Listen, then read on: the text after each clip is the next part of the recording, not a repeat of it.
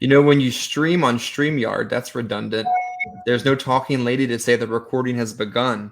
And when you stream on StreamYard, you get this cool background. That's the background of our YouTube channel. So I'm sorry, Zoom. StreamYard is just cooler. It And is. thank you, Adam, for us sealing your account to record on StreamYard. I don't know if Netflix will permit that forever, but StreamYard still permits us to take Adam's account. So, Waylon, you're out west, been stuck out there for a few days, but still getting stuff done every single day. Where in the world is Waylon our trip today? We're in Salt Lake, man. I've been stuck here. I don't want to say stuck here because it's actually nice out here, but I've been here for 3 days, going on 4 days. For those of you that don't know, I live in Dallas, and if you guys want to laugh, get on TikTok and or Instagram and just look up some of these videos in Dallas right now. It's actually not that way today, but people are like stuck on ramps on the highway. People like sliding all over them. It's just ice and snow, and that rarely happens, but when it does, it creates a circus. So I haven't been able to get back home, so I'm out west. All good, all good. So we're going to go in rapid succession today for the sake of time, out of respect for your time and the fact that, unfortunately, we could talk all day and drop millions of dollars of content, but people don't have that attention span. So Absolutely. over the course of the next 18 minutes and 30 seconds, we're going to tackle the top 10 biggest mistakes that agents make. Awesome. I'm going to hit you with them. You're going to react to them. And hopefully, if you're watching this video and you said, oh, man, I'm making that mistake, you can see it and then not continue to do it. Ready, Waylon? Absolutely. Let's do it. Alrighty. Number 10, they stop, skip, or never start a lead program. Oh yeah, I mean that's a great number one. And just so you guys know, Chris made this list, and I haven't heard it yet, so I'm excited to hear it. That's a great number one, and I'm not surprised it's Chris's number one because it's accurate. You don't start a marketing program, don't have a marketing program. You're basically a toilet paper factory without paper. Mm-hmm. And I don't know if you guys know much about business. I don't know a lot, but I know enough that a toilet paper factory without paper isn't very useful. It's pretty useless. So if you're even making sales, you're creating a very inconsistent stream of income and something that cannot be predicted, which makes it really difficult to go all in on this business. And not getting started on leads, especially when there is the opportunity, is also a grave mistake. When there's that option, when your FMO, IMO agency has something like that, you want to jump on it 99% of the time, unless you've got some great system yourself, which typically at the agent level, you don't. So extremely important. Jump on some kind of marketing program. Yeah, absolutely. And again, these questions are typically phrased under the auspices of a face-to-face agent, an agent working in the senior market. Of course, they may be applicable to other things, even outside of the insurance industry, but just for references purposes for those watching today. The next mistake that agents commonly make, working in an early part of their career without involving themselves in a system or a mentor that would teach them the general basics of what they're doing. Yeah, I mean, that can accelerate your growth tenfold. So that, not having a mentor basically, and to me in the final expense, when we're specifically talking final expense face-to-face, a mentor is someone who has a presentation to follow, has a set schedule to follow, has the ability to train and teach and answer your calls in homes and things like that. If you have that, it's going to be absolutely invaluable. More so your first 3 to 6 months. Instead of it taking you a year to get where you're making money, if you have a good mentor and good person to show you the ropes, you can start making real solid, strong money in 90 days versus by yourself. So you might not ever make it. Now, do I think sometimes the mentor thing can be overblown? Sometimes, of course it can. However, it's still good to have a stabilizer and someone that you trust, that you work with, to be like, when you're not doing the right thing, to be like, hey man, what are you doing? Or to just be able to give you reassurance sometimes when you're not 100% sure about certain things. Because that's going to happen. It happens to me even still. Like there's apps I'll write and I'm like, wait, maybe this carrier might be better here. Or did I do the right thing? I want to make sure that I did. I want to double verify. And it's good to have other people that are experienced to be able to knock those things down with. I think a lot of times the value of a mentor is they've made all the mistakes, preventing you from having to make them again. They had the money to make the mistake. You probably don't at this point of the journey. Involve yourself, I believe, in at least one system, whatever system you so choose, until you really have a good solid footing on what you're doing, and then creativity can come from there. Number 8, of the 10 biggest mistakes agents can make, falling victim to small sample size.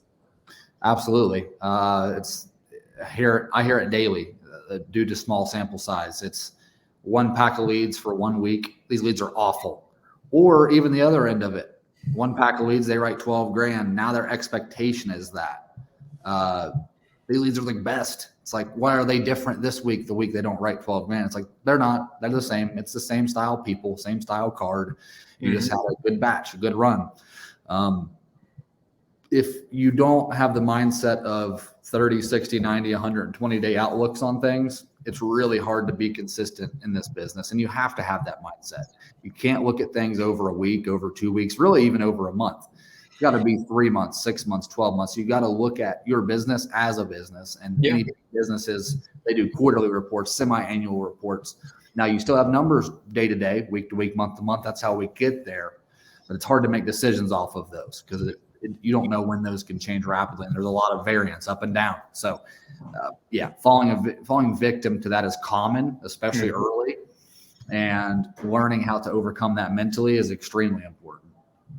Number 7, attempting to recruit before they themselves are financially stable. Oh man, that's a huge one. And listen, if anything else, I mean, I'm pretty hard one way on this, but if anything else, here's a reason why not to do this. If you're not financially stable, you bring on 5 people, they write all their cousins charge back, and now you've got $50,000 worth of debt to pay, and you ever want to do anything in the future in financial services, you're probably not going to be able to just because you recruited the wrong people.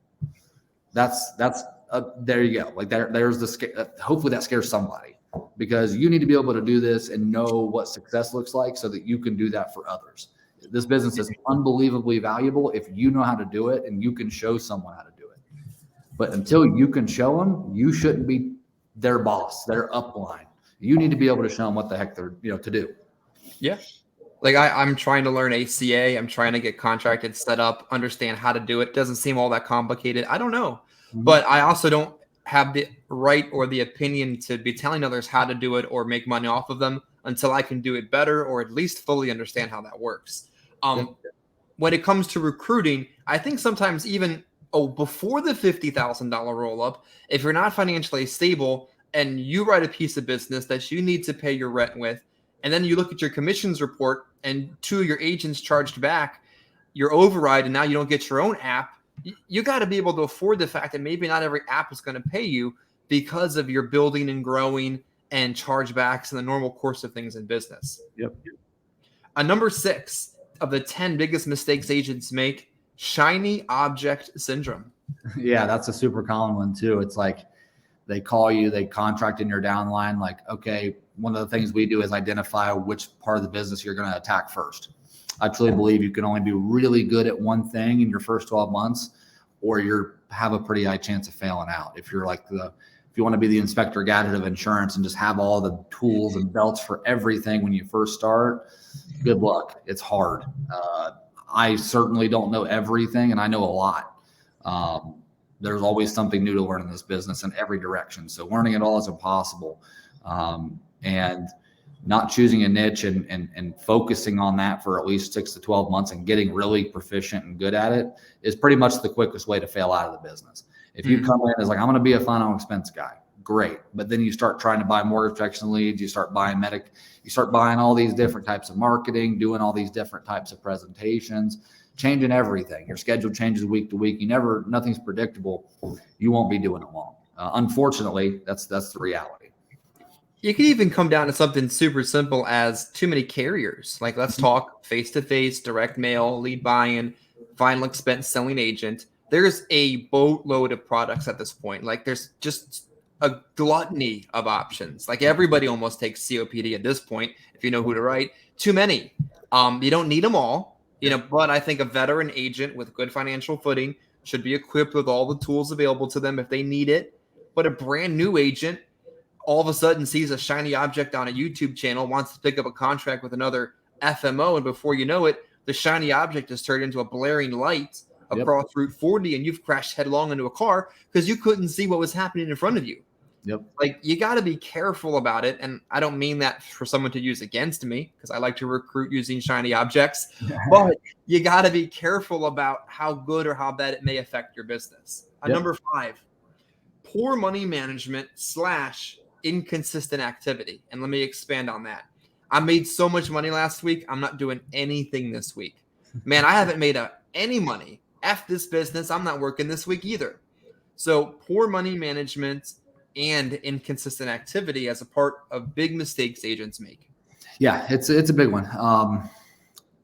There's a lot of ways I could go on this one. There's just so many parts of the business that this affects. Because again, guys, we're running a business.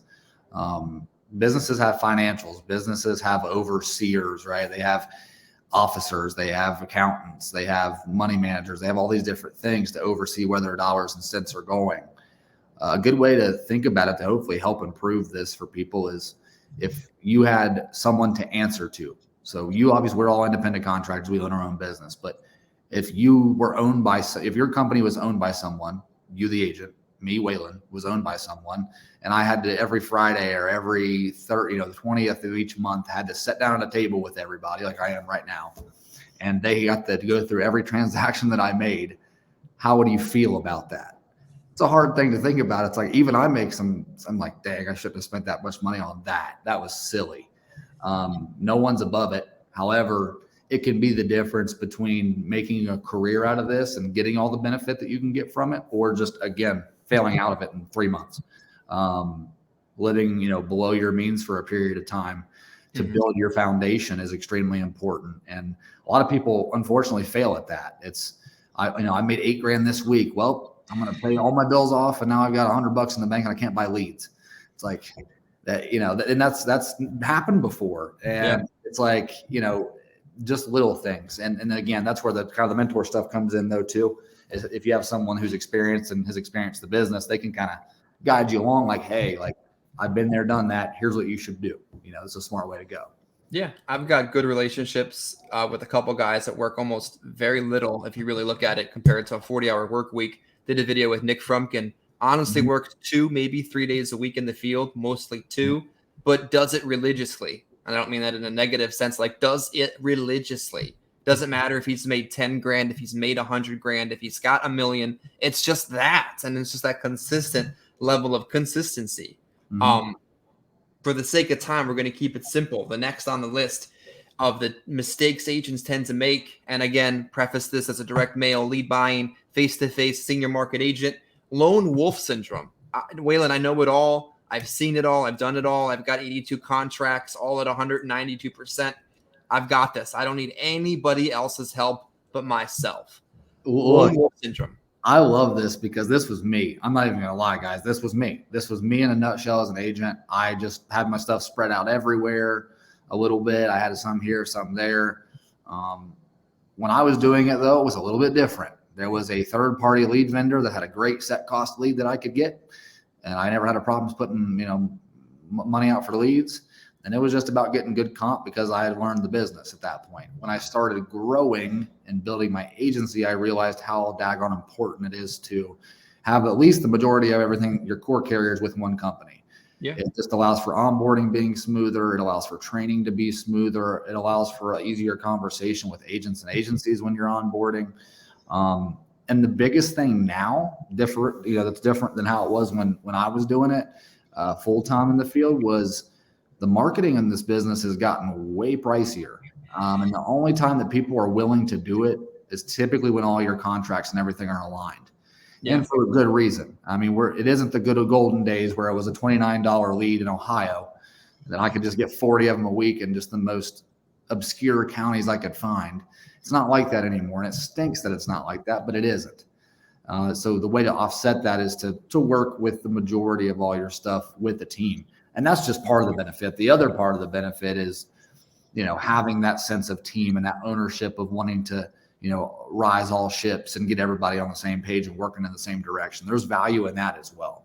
Yeah, absolutely. Number 3, believing that the loudest voices on social media, and I'm reading right from my notes for the sake of time and accuracy, believing the loudest voices on social media. Gosh, that sounds a little hypocritical because I'm being loud on social media right now, but help me with this one. The loudest voices on social media are always successful, financially sound business people. No, I mean, the easiest answer to that is just no. I mean, we would like to all think that in a euphoric, utopic world. Well, I know I would. But, you know, it just isn't true. It just isn't true. Coming from someone who has met and is close with a lot of folks who have big followings and things, a lot of whom are very honest and straightforward people, great people. There's great people that are, you know, the forefront of social media in our industry. It isn't always the case that they're successful, right? It isn't always the case. And usually a simple conversation will give you the answer you're looking for on that. Got to be careful on who you follow and you know, believe, you know, half of, you know, what's the saying? Believe half of what you hear and nothing that you see, or whatever it is, something like that. Yeah. It holds true with the Facebook thing for sure. Just be careful. That's all I can really recommend there. Be careful. I heard a thing at an NASB convention many years ago that holds true today. One of those few things I believe to be true about life. Don't define your success against somebody else's. You know, figure out what success means to you, how much you need to make, how much time you want off, whatever that means to you in an ethereal, maybe religious sense, whatever.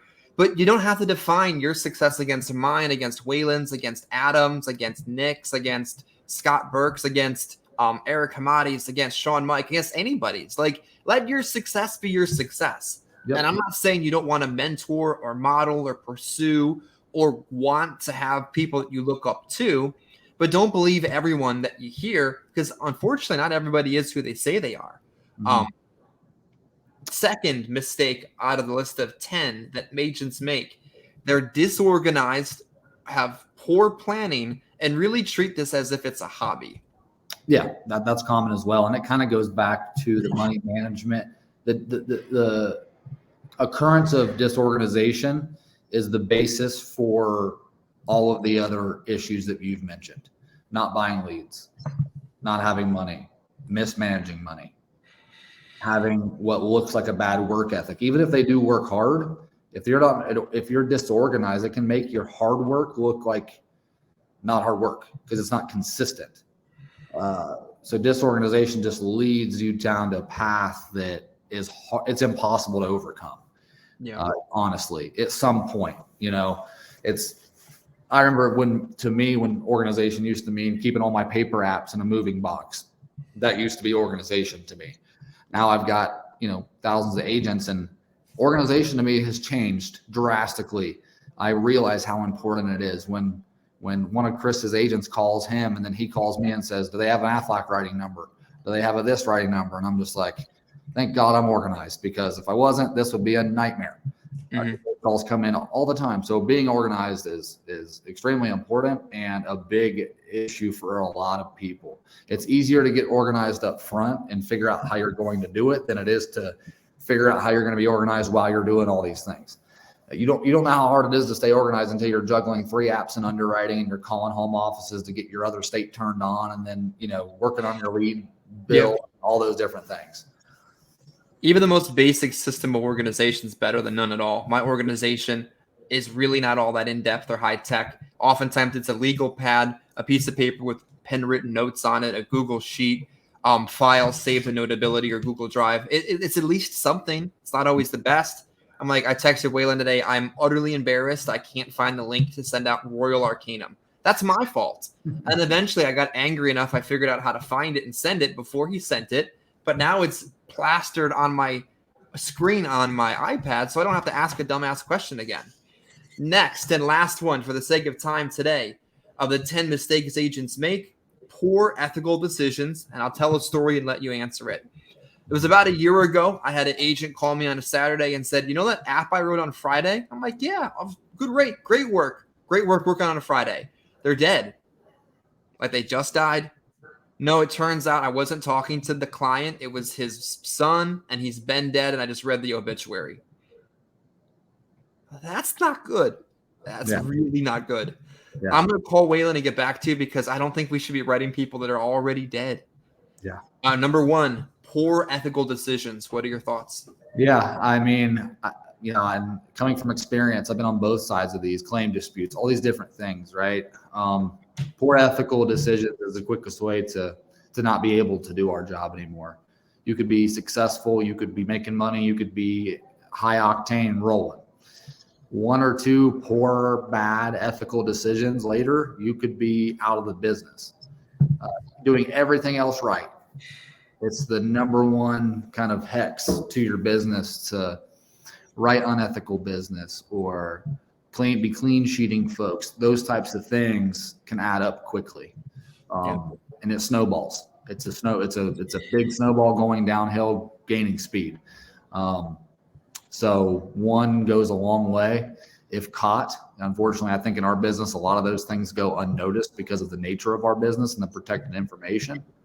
However, it's one of those things that's the quickest way to be out of the business. I don't care how good or indifferent you are about the business, or if you're the best, it's the quickest way to be done with the business in and of itself. I'll leave with this point. We'll close this out and let everybody get back to their routine for the day. The right thing to do is typically not the easiest thing to do. And the wrong thing to do is typically the quick and easy answer. So if you're saying to yourself, gosh, I'm not sure what the right thing to do is here, it's probably the harder of the two choices you unfortunately have to make. Thanks for watching. Like the video, comment below, subscribe to the channel so we can continue to grow. And we look forward to seeing you and doing this all over again. Thanks, guys.